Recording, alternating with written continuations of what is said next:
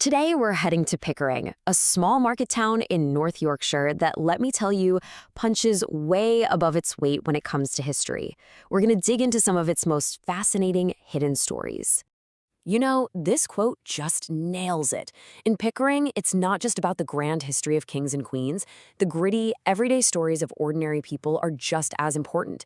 They're literally written into the fabric of the place. And that's the first thing that hits you, this incredible atmosphere. This is no stuffy museum. It's a living, breathing town. You can actually smell the coal smoke from a heritage steam engine while you're looking up at a fortress built almost 1,000 years ago. The past here isn't something you just read about, you feel it. And that's the question that really pulls you in, right? It just feels like every single corner, every quiet little alley has a story it's waiting to tell. So come on, let's peel back those layers and find out what's really hidden in the stones of Pickering. So, where do we start? Well, it has to be with the landmark that dominates the skyline. The castle looks pretty straightforward, but its history is packed with silent secrets, from royal power plays to some seriously brutal justice.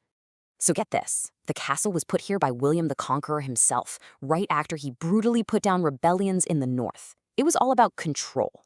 For centuries after that, it was a total royal hotspot, a base for hunting, and for a little while anyway, even a royal prison. And the reason it's so well preserved today? It's because it wasn't really a battlefield. Its main job was as a center of power, an admin hub. That peaceful history is exactly why we can still see its classic Norman design so clearly. But hold on, peaceful does not mean gentle. This simple stone throne tells a much, much darker story. The royal forest here was governed by its own ruthless laws. If you got caught poaching the king's deer, you could be dragged right here to the judgment seat and face horrific punishments. We're talking fines, branding, even blinding. It's a chilling reminder of the harsh reality behind all that royal pageantry. And of course, a place with this much history has gotta have its ghosts. The most famous is this faceless monk. People say they see him gliding across the grounds, hands outstretched like he's carrying something. It just adds this whole other layer of supernatural mystery to the place. So you see, the castle's real story isn't about epic battles, it's about quiet, absolute control, and the chilling justice that went with it. Okay, let's head down the hill from the castle and into the heart of the town, to the parish church. Because in here, we find an incredible story not of power, but of art, faith, and a masterpiece that basically vanished in plain sight. I mean, that sounds impossible, doesn't it? How can an entire set of wall paintings, some of the most complete in all of England, just disappear? Well, their story is every bit as dramatic as the scenes they show. The story of these paintings is a total roller coaster. First, they were painted as a kind of poor man's Bible to teach stories to people who couldn't read. Then, bam, the Reformation happens, and all this Catholic imagery gets covered up with whitewash. They stayed hidden until 1852, found completely by accident. But then, the story takes a crazy twist. The vicar at the time, a guy named John Ponsonby, was so appalled he had them covered up again. It took another 30 years and a much more enlightened vicar to finally save this treasure. So why are they such a big deal? Well, they're way more than just pretty pictures. They were a visual calendar for the whole religious year. And here's the best part. It's believed the artist actually used local Pickering residents as models. So, when you look at these faces from 1470, you could be looking at the ancestors of people living in the town today. And crucially, they were paid for by ordinary folk.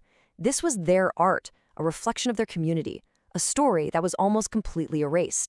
All right, beyond the huge landmarks of the castle and the church, Pickering is just full to the brim with quirky legends, surprising connections to the rest of the world, and mysteries that have never really been solved. Let's start with the name of the town itself. The legend is just fantastic. You've got a mythical king, a lost ring, a fish that swallows it, and a dramatic discovery. It's an awesome story. The historical truth is probably a bit more down to earth, named after some local Anglo-Saxon leader. But come on, which story would you rather tell? And this is where things get kinda wild. Who would ever guess that two brothers from this small town in Yorkshire would end up being the first surveyors of Washington, D.C.? Or that the father of modern geology came up with his revolutionary ideas while working right here?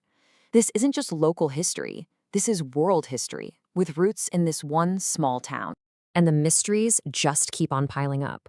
There's a legendary stone that's supposedly cracked into the night a local was burned for heresy. a treasure hoard that was found and then lost on the very same day. These aren't just historical footnotes. They're the weird and wonderful bits of folklore that give a place its soul. But here's the thing. All this history isn't just locked away in the past.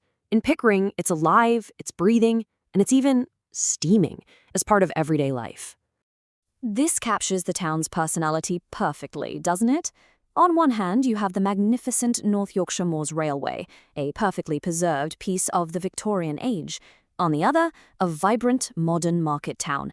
They don't exist in separate worlds. They are two sides of the very same coin. But this incredible living memorial almost didn't happen. Back in the 1960s, like so many other branch lines across Britain, the railway was shut down. It was destined for the scrap heap. It really looked like the end of an era. And then this happened. A group of incredibly passionate volunteers, some folks fondly called them hippies, they all banded together. They raised money, and in 1973, they bought the entire line back from British Rail with a single check for this exact amount, £53,000. What an amazing act of community preservation. That community spirit didn't just save a railway. It created a world-class legacy. Today, the North Yorkshire Moors Railway is one of the most popular heritage lines on the planet, carrying hundreds of thousands of people every year.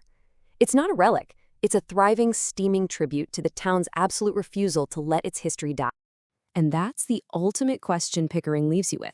From the Norman castle and the medieval paintings right up to the Victorian steam trains, the past isn't something you just read about here. You see it, you hear it, you feel it. It really makes you wonder. In a place like this, is history something that's over and done with, or is it a story that's still being written every single day?